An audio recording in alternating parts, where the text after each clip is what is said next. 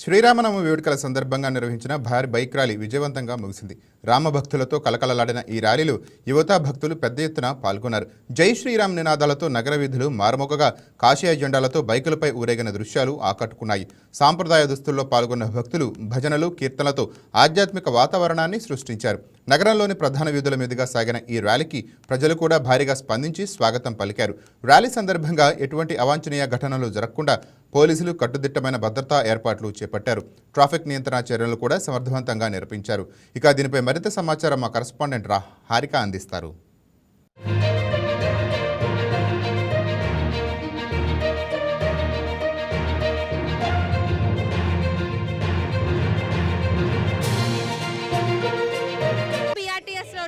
భారీ rally, bike rally ఏర్పాటు చేయడం జరిగింది. శోభాయాత్ర పేరుతో అయితే ఈ ర్యాలీ ఏర్పాటు చేశారు. మనతో ఉన్నారు మాతాజీ గారు, ఆవిడని అడిగి తెలుసుకుందాం. మేడం, ఈ ర్యాలీ యొక్క ముఖ్య ఉద్దేశం ఏంటి మేడం? జై శ్రీరామ్. ఇవాళ శ్రీరామనవమి అంటే ఈ దేశంలోనే కాదు ప్రపంచంలో కూడా రాముడు అంటే తెలియని వాళ్ళు ఎవ్వరూ లేరు. ఇంతకు ఏమిటా రాముడు, ఎవరా రాముడు అని అంటే ధర్మావతారుడు.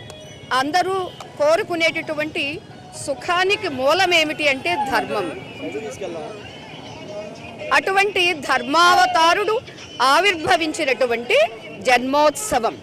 వసంత ఋతువు చైత్రమాసం శుక్లపక్షం నవమి తిథి పునర్వసు నక్షత్రంలో కర్కాటక లగ్నంలో ఆవిర్భవించి ఏం చేశాడు అంటే మనిషి అంటే ఎలా ఉండాలి, తల్లిదండ్రుల పట్ల ఎలా ప్రవర్తించాలి, గురువుల పట్ల ఎంత భక్తి శ్రద్ధలతో వినయ విధేయతలతో ఉండాలి, గురువుల పట్ల వినయ విధేయతలతో ఎలా ఉండి విద్య నేర్వాలి, అంతేకాదు పెళ్లి చేసుకోవాలి అని అంటే తండ్రి యొక్క అనుమతి లేనిదే తాను చేసుకోలేదు.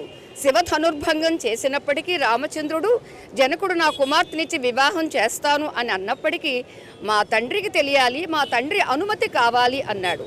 అంటే పిల్లలకి ఎంత సామర్థ్యం ఉన్నప్పటికీ తల్లిదండ్రులకు ఇవ్వాల్సినటువంటి ప్రాధాన్యత ఎటువంటిది అనేది మన రామచంద్రుడు నేర్పించాడు. ఆ తర్వాత తల్లిదండ్రుల సమక్షంలోనే వివాహం చేసుకున్నాడు. అంతేకాదు తనకి పట్టాభిషేకము అని అన్న ముహూర్తానికి పినతల్లి కోరిక మీద ఎప్పుడో తండ్రికి ఇచ్చినటువంటి మాట కోసమని అడవులకు వెళ్ళడానికి సిద్ధపడ్డాడు.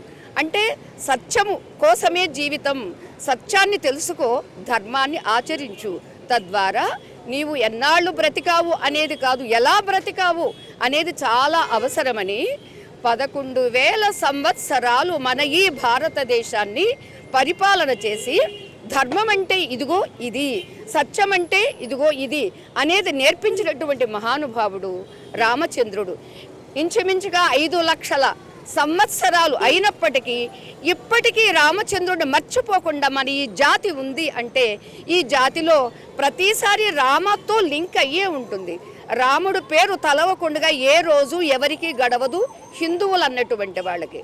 అయితే హైందవేతరులకు కూడా వ్యతిరేకంగా కూడా రామచంద్రుడిని తలుస్తూనే ఉంటారు, కొలవకపోయినా తలుస్తూ ఉంటారు. పాపం అలా తలిచినా కూడా వాడికి పుణ్యమే. ఎందుకంటే చరితం రఘునాథస్య శతకోటి ప్రవిస్తరం ఏకైకమక్షరం ప్రోక్తం మహాపాతక నాశనం అని అంటుందండి. రఘునాథుని యొక్క చరిత్ర 100 కోట్ల విస్తారమయ్యింది స్వర్గలోకంలో. మనకు ఇక్కడ ఈ భూలోకంలో వాల్మీకి భగవానుడు 24,000 శ్లోకాలతో గాయత్రి మహామంత్రం అందరూ చదవగలరో లేరో, అందుచేత గాయత్రి మంత్రం యొక్క విస్తారమే ఇది, ఈ విస్తృత వ్యాఖ్యానమే ఇది అని రామాయణాన్ని మనకు అందించారు.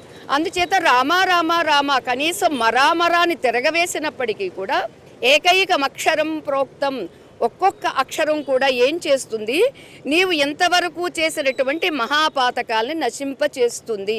అందుచేత నీవు లేచిన వెంటనే రామా రామాను నీకు సద్బుద్ధి కలుగుతుంది.